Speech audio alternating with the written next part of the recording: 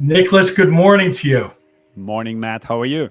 I'm wonderful. The spring has sprung here on the East Coast. I'm excited that the weather's getting a little bit better. Wanted to ask you a question. Do you know what Sunday is? What Sunday is?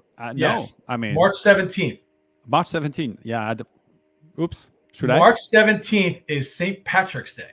Oh. St. Patrick's Day. Most people celebrate St. Patrick's Day on March 17th. Uh-huh. This year, it coincides with another date that I celebrate every year, and my family celebrates, and people close to me celebrate.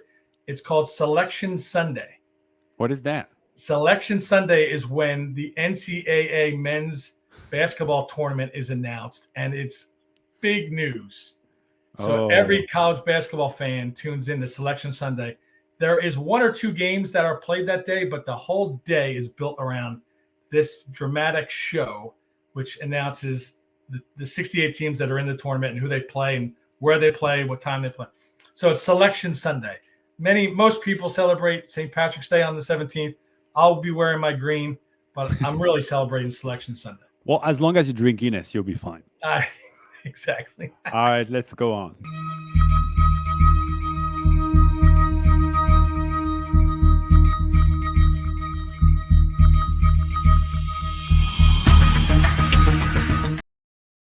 Hello, everyone. This is Nico, your host with eStreamly, and this is another episode of the Vcommerce show. I think we are at show number 19, Matt. That is moving fast. This is pretty exciting.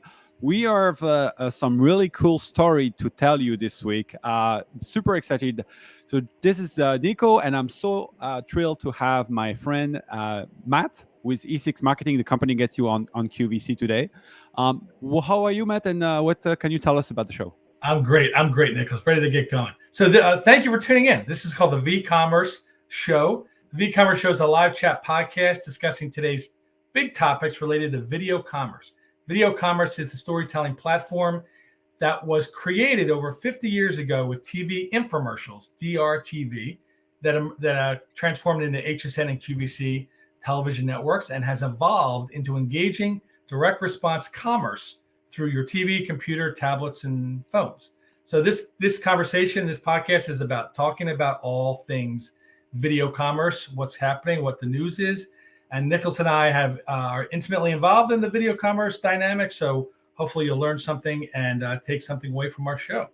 So Nicholas, hey, before we get started, I wanted to say to you, as I said in the opening, Selection Sunday, big deal in my house, big deal for many college basketball fans this Sunday.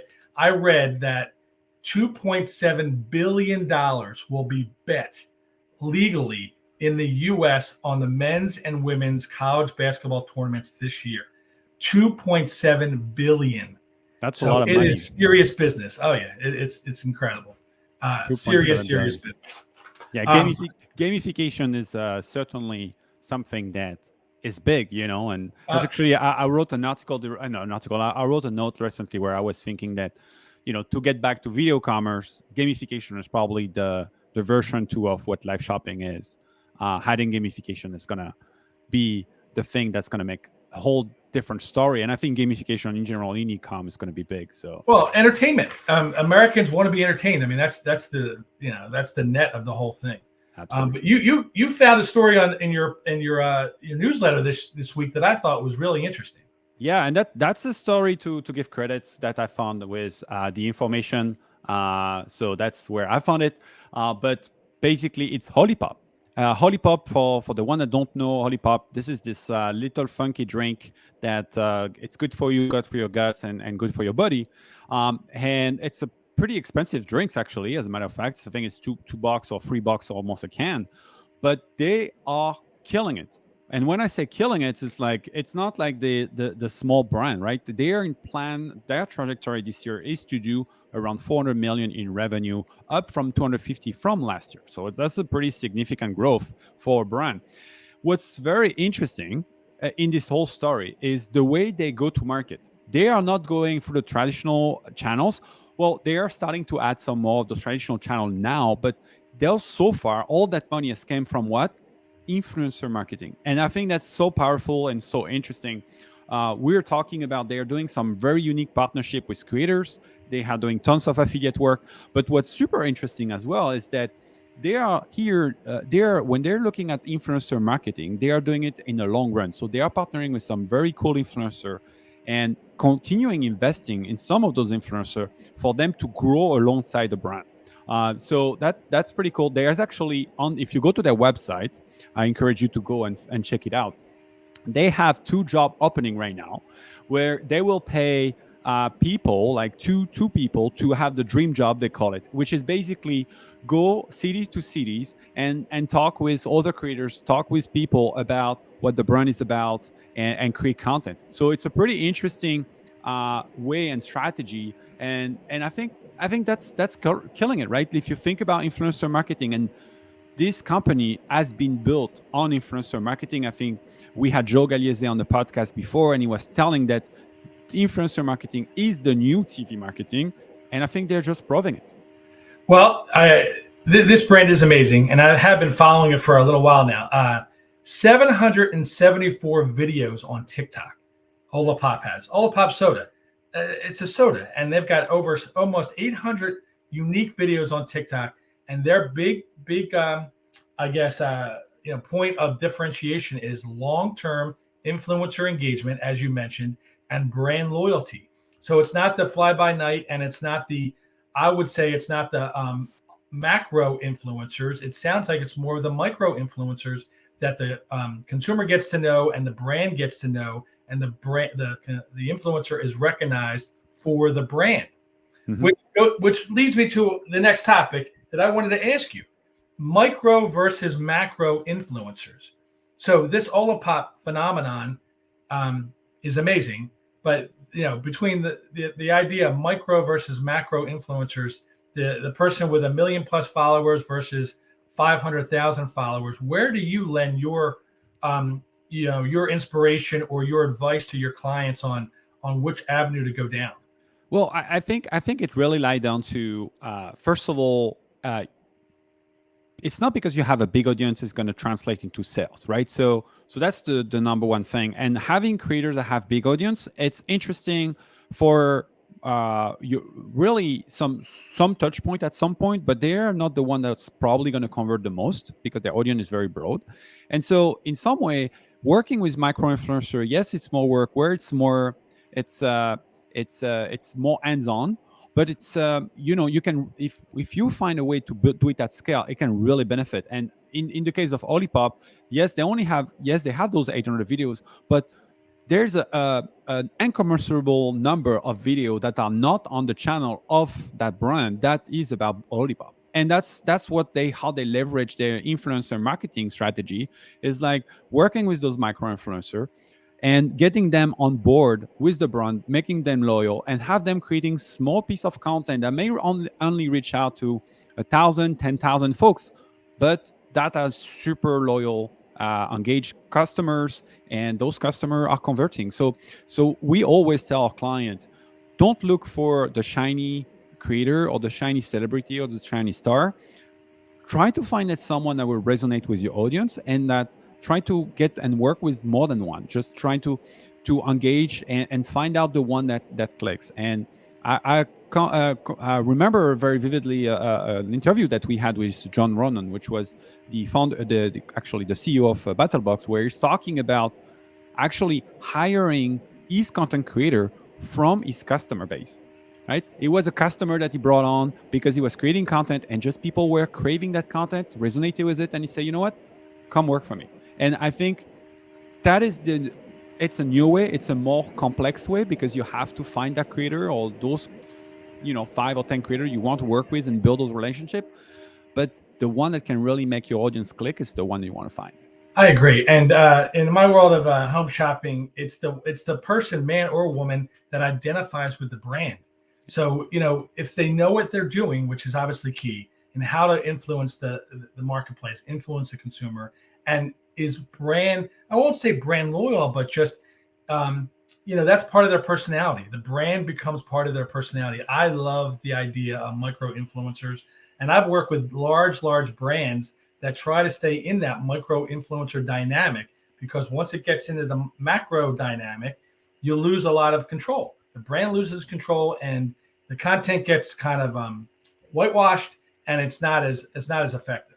And this conversation is great because another thing I picked up off your newsletter this week was the HubSpot State of Marketing article that was posted this week. Holy cow! I don't know what it has, 48 pages or something. Like, it is packed with information about marketing.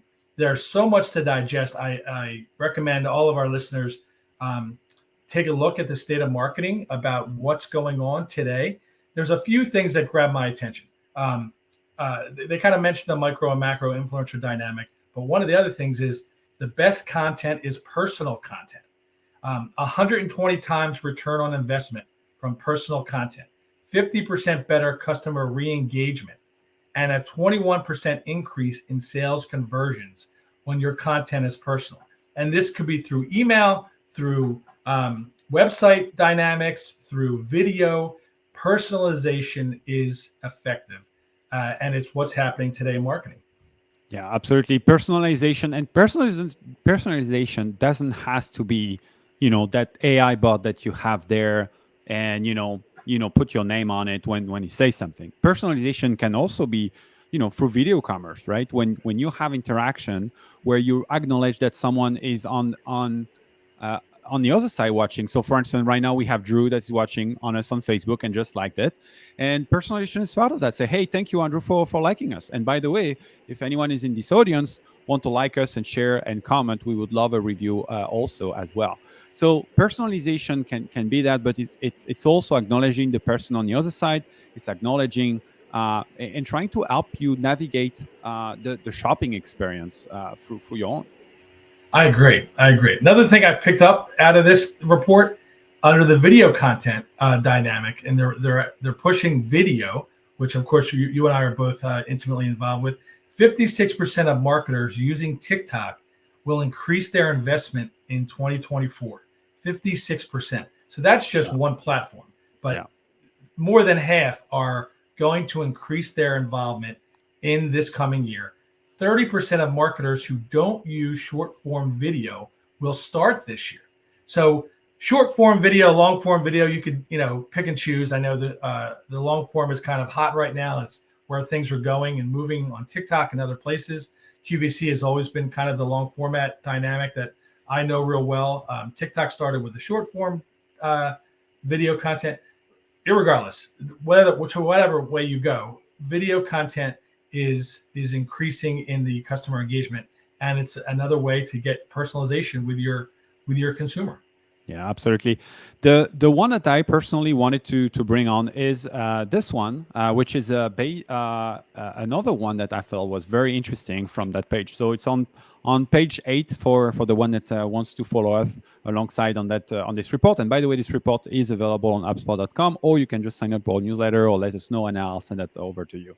But so this one is looking at what are a marketer going to try, and just so for the audience to know, this is not a report that was done on 5 people. This is 1,500 people from all over the world that are actual real marketers doing real thing. And what's interesting is that in 2024, marketers want to try out live streaming video by 14%. This number really shocked me. And I mean, I'm getting ready for a shop talk, and I will tell you, I can see that, right? It is definitely something that people wants to try out, wants to questions, and try to figure out how do we bring that to commerce. I think this is a great number. The other thing that I thought was interesting is selling directly on social media. Well, I think we all have heard, and I think a lot of brands are, we have seen this in video checkouts and from TikTok Shop and, Meta and all that, but I feel there always have been a lack of adoption on those platforms.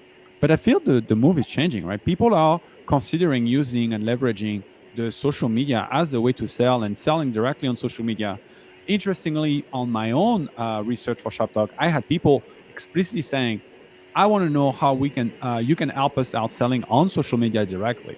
So very interesting. That was the first time someone came to me to ask me that specific question. So I thought it was very interesting. Then the other one that I found interesting, another 14%, saying creating interactive content like poll and games. And I was mentioning that earlier. I do believe that live shopping is going through an evolution, especially in the US. We were talking about these entertainments. How do we become more entertaining? Is by bringing gamification.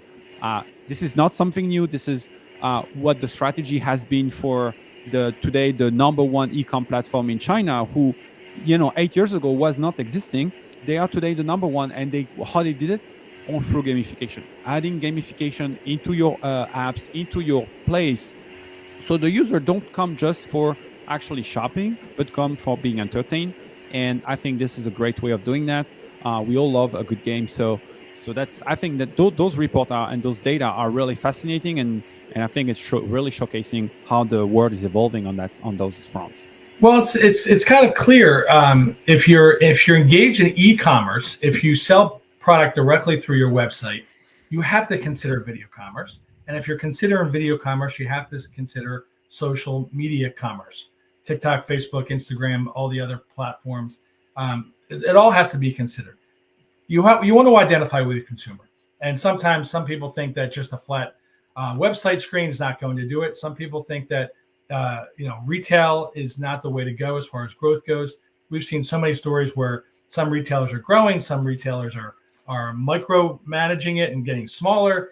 Other retailers are going away. And I know another story that you called up that we don't have time for about Dollar Tree, and that dynamic is kind of evolving.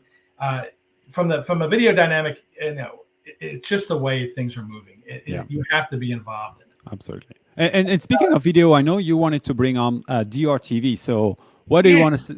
I know you've been following DRTV quite extensively. So what did you? I will say this for our younger consumers. Do you know what DRTV stands for?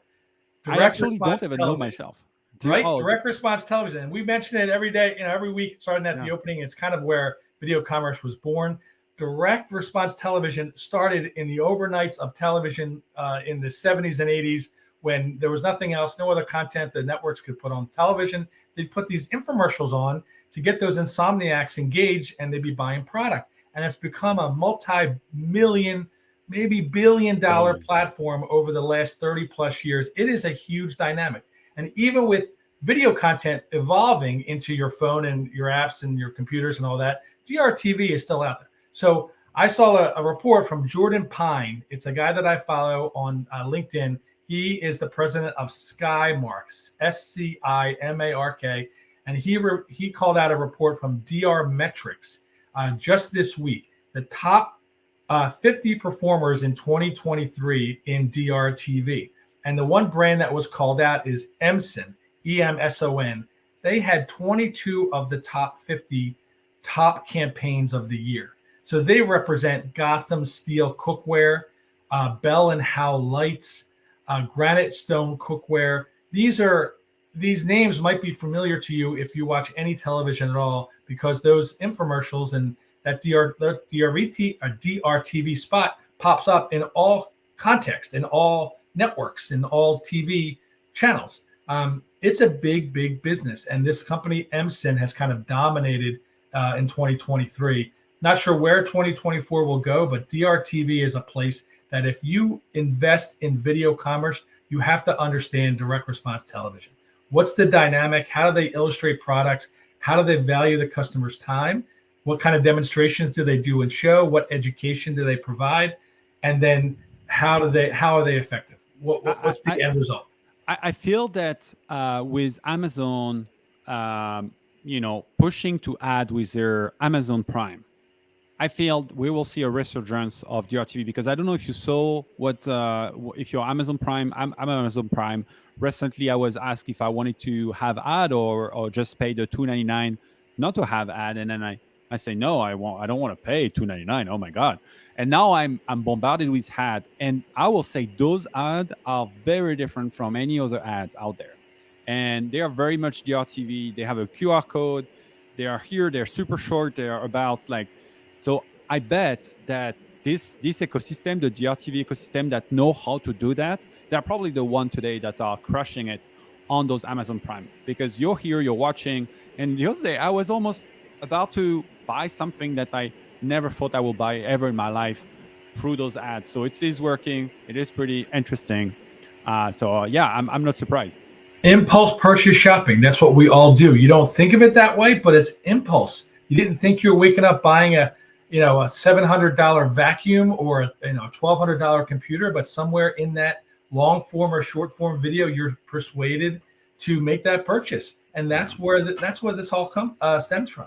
So pay attention to DRTV, direct response television. Learn from that. Learn from QVC and HSN, and your content will be improved. I guarantee it. Absolutely. Well, the last news that I wanted to brought up is an article that I read with Rest of the World, which is a pretty cool newsletter or like publication that you may want to follow if you're interested in what the rest of the world is doing. And they were talking about China. And as you know, in China, we are. I don't know if you know, but like there's a big recession going on, especially in real estate, except in one town. It's a town where people actually are using live shopping and live stream shopping as the way to bring attention, and has been so booming that pricings went up on that region. And so basically, real estate agents are selling real estate directly on social media through live streaming. And the article is really fascinating. They are showing those real estate agents, what they're doing is like they're showing you the apartments, they're showing the surroundings, they're showing you why it's so great to live in the city of the town. And it's a bunch of people that are living in city, on great cities, that wants to have more sunny and an escape destination for the holidays, that are just buying those properties without ever seeing it. And I don't know if you remember, Matt, on my newsletter, I was talking about that maybe 6 or 8 months ago, where the record sale on a live stream was an apartment sold in Paris for $22 million from someone that was in New York and bought the one property on a live stream directly. So, if you're a real estate agent, live stream shopping is also for you. So I just found it fascinating. No, a friend of mine just sent me a link to a new home for sale in my area just this morning, and I had to go through 7 individual pictures like I did 8 or 9 years ago when I bought my current house, probably like I did 25 years ago or more when I bought my previous house. It hasn't evolved here in the US yet. You still have images, pictures. It makes complete sense to have a virtual walkthrough of the home, to maybe answer the questions, have some audio, have some talent, have the real estate agent on camera describing the house and kind of pointing out things. It makes complete sense to me. I don't know why the US hasn't jumped on this already. Yeah, it creates FOMOs and all that. I guess the whole problem come down to how do I attract my audience? But like if you're a streamer and you're pro at that, I will tell you, I guarantee you, there are people doing it and they're really doing it very well. Well, it's been a really another great shows. Matt, will we see you at Shop Talk next week? You will not, but I'll be watching from afar. I'm sure you'll have a lot to tell me about next week when you return. It looks like an amazing show. It's going to be an amazing show for sure. And right now it's Expo West, actually. So for the people that don't know Expo West, this is another great show for discovering new products and new brands that are uprising, and also the one that are already being well established. This is a show in Anaheim, and I think your partner is there, right? Yeah, it wouldn't be a bad 2 weeks to spend some days in Anaheim, California in the middle of March, and then go right to Las Vegas. Yeah. Maybe in another life, I'll be able to make those trips. Fantastic. Well, thank you, listeners, for being here. As usual, if you like this show, please let us know. Please share, tell your friend. Put us a review on your favorite podcast player. We also love to hear from you there. We will be here every week on Friday with Matt on LinkedIn, on Facebook, as well as on X. And if you want to reach out to us, you know how to do it. You can go to eStreamy.com.